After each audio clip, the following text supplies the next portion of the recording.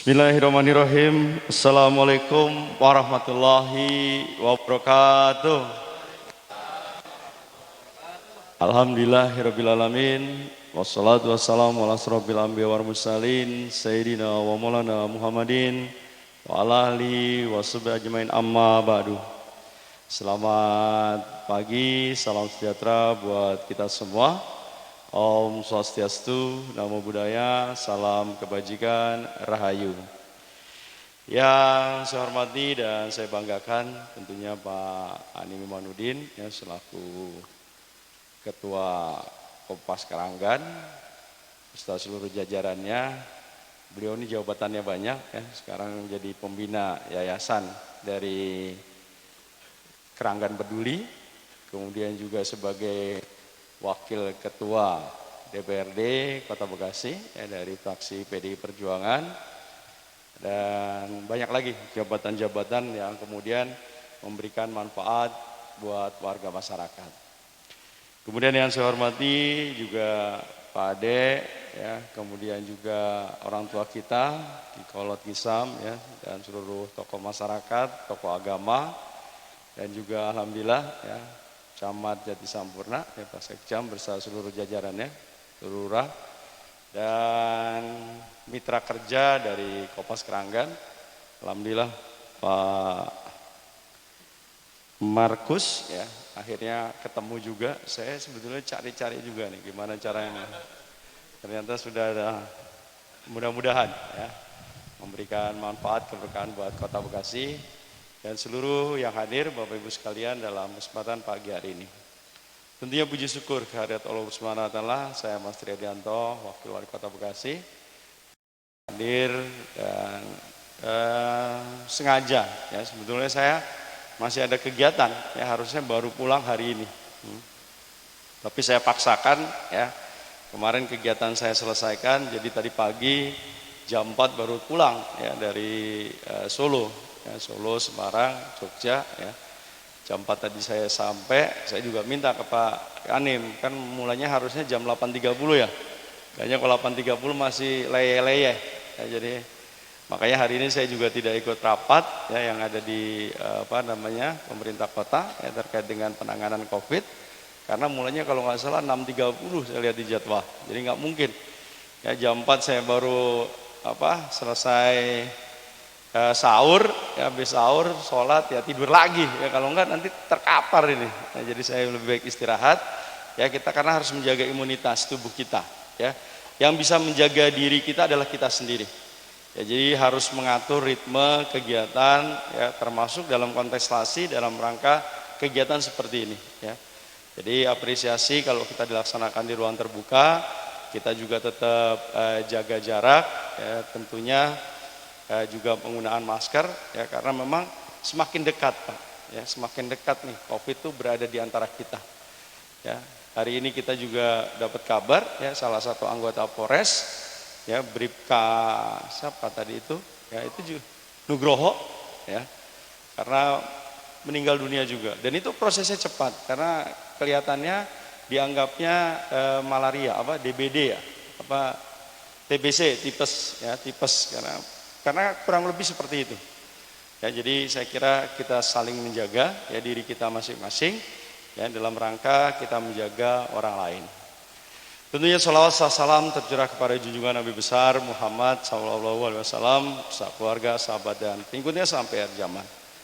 Jadi saya kira Jati Sampurna merupakan satu kecamatan yang memang harus berbeda ya, harus memiliki satu tematik ya. Di sini seluruh ya kegiatan budaya itu muncul ya. Jadi ini harus terus dipertahankan. Keguyuban masyarakat yang merupakan modal dasar pembangunan ya, ini harus terus digali ya, harus terus dipertahankan, ditingkatkan. Ya, jangan sampai kemudian nanti ada infiltrasi, kemudian orang pendatang ke sini justru mempengaruhi dari konstelasi daripada Karanggan ini. Ya, kita juga berbangga hati ya. Kemarin baru saja selesai yang namanya Gapura ya, yang ingin menunjukkan ya Kalamiring ya, bagaimana kita mempertahankan budaya ya, yang merupakan warisan dari nenek moyang kita. Ya harus terus kita pertahankan. Ya, Babaritan kemarin saya sempat hadir, Ya, jangan kemudian menjadi satu bentuk seremonial, tetapi ini juga memang menjadi satu kegiatan yang memang tumbuh dari bawah. Ya, kita masih punya PR ya terkait dengan 7 sumur ya Bang Anim, jadi jangan sampai itu ditinggalkan. Ya, Bang Anim sebagai wakil ketua DPRD tentunya memiliki kemampuan ya untuk kemudian itu kita rawat. Yuk kita bangun, ya yuk kita sampaikan. Ya, jadi hari ini saya sengaja ya saya minta ya para wartawan dan sebagainya untuk hadir untuk melihat ya bagaimana ya kehidupan bermasyarakat yang ada di Keranggan dan representasinya dari Jatisampurna. Ya, kita juga sudah menunjukkan ya Pak Wali Kota, Bang Pepen ya dan saya Mas Triadianto tentunya mendukung ya bagaimana pembangunan yang namanya Islamic Center. Ya, sehingga semua tumbuh ya, semua agama, semua kepercayaan yang ada bisa tumbuh dan berkembang di kecamatan ini. Dan ini akan menjadi salah satu itu tadi daya tarik ya, kemudian tidak saja Kopas Keranggannya yang luar biasa. Karena apa? Levelnya bukan kota saja, bukan provinsi saja. Ya, Koperasi Keranggan sudah sampai ke nasional, malah mungkin mendunia. Ya. Inilah orang kalau ingin belajar koperasi, itu tadi pusatnya sekarang adalah di Keranggan. Dan ini menjadi satu kebanggaan. Ya, karena itulah bagaimana daya kreativitas di antara kita untuk kemudian membranding kota ini. Ya, kota ini harus bisa menjadi pembicaraan. Ya. Kalau kemarin hanya ada 9 planet, ya orang sekarang ribut, ya Cina rebutan ke Mars, Amerika rebutan ke bulan untuk bisa tinggal nyaman di sana. Kita jadikan planet Kota Bekasi juga menjadi orang untuk menjadi rujukan untuk tinggal di Kota Bekasi. Kemudian yang selanjutnya adalah ucapan selamat ya atas peresmian Yayasan Keranggan Peduli. Ya, jadi mudah-mudahan apa yang menjadi visi, apa yang menjadi keinginan ya terkait dengan untuk memberdayakan masyarakat, untuk mensejahterakan masyarakat, untuk berbuat yang terbaik buat masyarakat bisa diwujudkan. Ya. Satu hal Magot ini memang kita punya persoalan. Ya. Pembangunan berkelanjutan di Kota Bekasi tentunya banyak persoalan. Ya. Terkait dengan kemacetan, banjir, ya kemudian terakhir adalah kemudian sampah. Di dalamnya ada pencemaran udara. Ya. Dan ini yang memang menjadi persoalan kita bersama. Kita belum punya satu solusi yang kita bisa tawarkan terkait dengan pengelolaan sampah yang ada. Hari-hari kita sekarang 1.500 dan ini akan tumbuh bertambah sejalan dengan pertambahan jumlah penduduk. Semakin banyak orang yang migrasi, semakin orang yang datang ke Kota Bekasi. Ya, kita lihat sekarang kiri kanan kita, lahan kita sudah semakin kecil. Artinya apa? Semakin banyak orang membutuhkan lahan untuk menjadikan apa? Menjadikan perumahan. Ya. LRT nanti, ya, LRT-nya belum jalan, berapa jumlah? Ya, apartemen yang kemudian ada di sepanjang Kalimalang. Ya, belum lagi kemudian ada rencana ya yang tanahnya RSK itu juga akan ada berapa tuh? 60 gedung untuk menjadikan apartemen. Jadi artinya akan semakin banyak. Semakin banyak orang tentunya akan semakin banyak menghasilkan sampah. Nah, kalau kemudian kita tidak kurangi, memang akan menjadi persoalan. Magot yang berhasil ya, di Kota Bekasi baru ada di Pida. Kemudian ada di Jati Bening, ada di Jatisari. Ya, kemarin saya juga sudah kita mencoba karena memang tidak saja hanya mengurangi sampahnya, tetapi ada program yang kemudian bersesuaian dengan yang apa yang kita harapkan, yaitu terkait dengan ketahanan pangan. Ya, ketahanan pangannya apa? Kita sudah mulai dengan yang namanya hidroponik. Ya, salah satunya juga kemarin kelompok petani yang Jatisampurna juga mendapatkan penghargaan dari pemerintah kota. Ya, kita berikan, pemerintah hadir, ya pemerintah untuk memberikan suplemen, ya memberikan motivasi, pendampingan dan juga peningkatan terkait dengan penambahan jumlah infrastruktur yang dibutuhkan. Apakah itu alat, apakah itu kemudian bibit yang ada. Pemerintah mendorong. Ya alhamdulillah, ya kalau kemudian sekarang kita berharap kita juga subsidi terkait dengan sayuran yang ada. Karena apa? Sayuran kita juga sudah sangat rendah ya terkait dengan keinginan kita makan sayuran. Ya. Nah, mudah-mudahan ya Jatisampurna akan kemudian menjadi satu klaster yang mampu memotivasi terkait dengan penggunaan makan sayuran. Yang kedua adalah itu tadi, ya. Magot kemudian adalah tidak harus berdiri sendiri. Memang harus ada kegiatan turunannya. Ya. Tadi udah dimulai dengan puyuh, dengan ikan, ya. Dan kalau bisa itu dengan ayam, ya, dengan bebek packing, ya. Karena apa? Karena kita juga kebutuhan terkait ya makanan ikan dan nabati, ya terkait dengan daging itu juga sangat kecil. Ya, kita masih ya minta dari luar.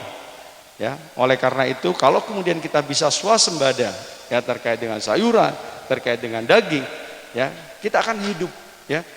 Kota ini akan menjadi semakin maju lagi. Kita akan bisa mengurangi tingkat inflasi. Ya. Kemudian jadi itu tadi, ya bagaimana kemudian prospek ekonomi akan kemudian menjadi tumbuh. Ya, jadi ini saya kira menjadi satu solusi.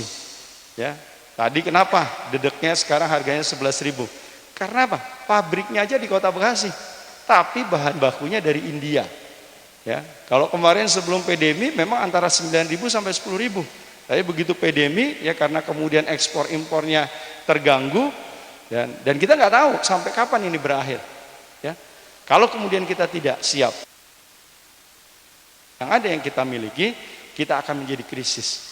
Ya, makanya Pak Jokowi sudah mulai ya bagaimana tanah gambut yang ada di Kalimantan itu kemudian dibuka untuk pertanian.